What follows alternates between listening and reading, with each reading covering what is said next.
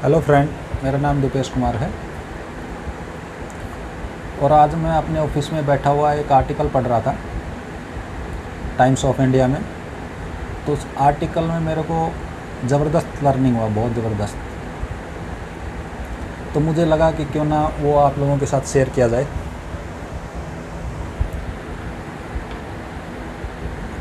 वो लर्निंग था कि एक जापान में एक फ़िश होती है, जापान में कोई नाम की फ़िश होती है। उस कोई के ऊपर एक रिसर्च की गई, साइंटिस्टों ने एक रिसर्च किया। तो रिसर्च क्या किया कि जो कोई नाम की फ़िश है उसके 3 बच्चे लिए गए। एक बच्चे को रखा गया पानी का जो टब होता है हमारा बाथरूम का, उस टब में रखा गया, और जो दूसरा बच्चा था उसको रखा गया एक जो पानी का टैंक होता है 20 बाई 20 का, उस पानी के टैंक में रखा गया। और जो तीसरा बच्चा था उसको रखा गया एक पानी का जो तालाब था, उस तालाब में उस तीसरे बच्चे को रखा गया। और जब उनका जो जीवन काल जो ख़त्म हो गया पूरा, तब उन तीनों को बाहर निकाला गया।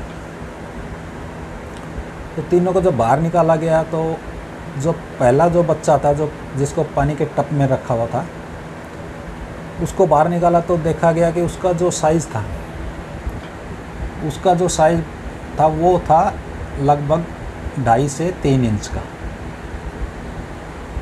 और जो दूसरा बच्चा था जिसको रखा गया था पानी के टैंक में, जब उसको बाहर निकाला गया तो उसका जो साइज़ था वो था लगभग 8 से 10 इंच का।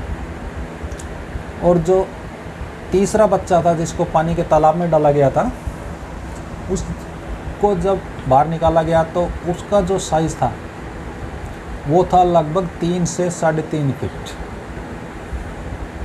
3 से 3.5 फीट।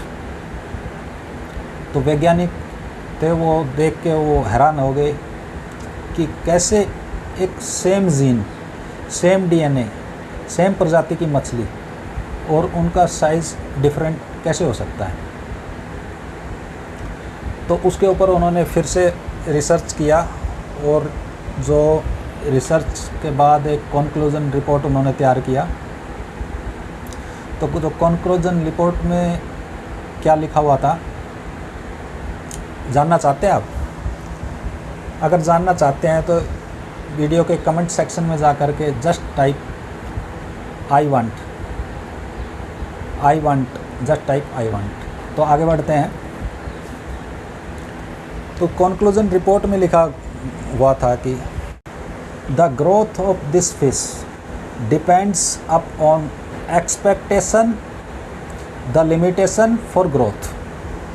कि जो ये मछली है उसका जो ग्रोथ है वो डिपेंड करता है कि वो जो मान लेती है कि मेरी जो लिमिटेशन है वो यही है, और उसी के अकॉर्डिंग उसका जो साइज़ है वो इंक्रीज़ होता है, और उसी लिमिटेशन के अकॉर्डिंग उसके थॉट और बिलीव बनते हैं, और उसी के अनुसार उसकी ग्रोथ होती है।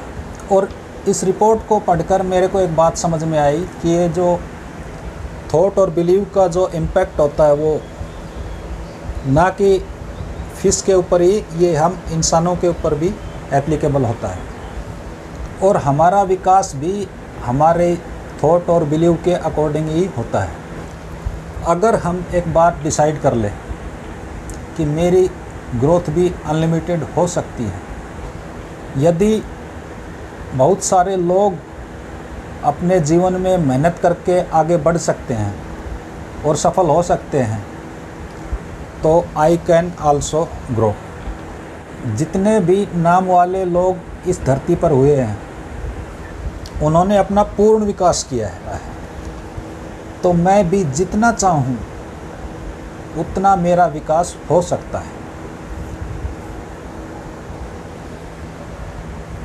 अगर हमारा ये थॉट क्लियर हो जाए तो साइंस की रिपोर्ट के अकॉर्डिंग भगवान ने हमारे शरीर में इतनी शक्तियाँ, इतनी पावर, हमारी बॉडी और हमारे माइंड में बहुत सारी पावर और एनर्जी ऑलरेडी रखी हुई है।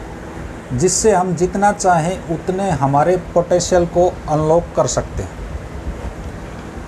और इसी को मैं एक एग्जांपल से एक्सप्लेन करना चाहूँगा कि लंदन के अंदर एक पिगमेंटेशन टावर के अंदर संडे का दिन था, एक सफाई कर्मचारी झाड़ू लगा रहा था और वो संडे का दिन था तो अपने बच्चे को अपने साथ लेकर के आया था। तो जैसे ही वो झाड़ू लगा रहा था तो 12 बजे का जो घंटा बजता है टन टन टन, तो 12 बजे के 12 घंटे बजे। तो उस बच्चे के मन में एक थॉट आया कि Wellington one day will become the mayor of London. और वो थॉट जैसे ही उस बच्चे के मन में आया तो उसी दिन से उस बच्चे ने उस थॉट को पकड़ कर के मेहनत करना अपना स्टार्ट किया और अपनी स्टडी और पढ़ाई अपना करना स्टार्ट किया। और जब वो पढ़ाई कर रहा था उस टाइम उस बच्चे की उम्र थी 12 साल। और जब वो बच्चा 22 साल का हुआ तो कोई आश्चर्य की बात नहीं है कि वो लंदन का मेयर बना। तो आई होप ये वीडियो आपको वैल्यूबल लगा होगा। अगर आपको ये वीडियो वैल्यूबल लगा है तो कमेंट सेक्शन में जा कर के just type value and thank you for watching this video.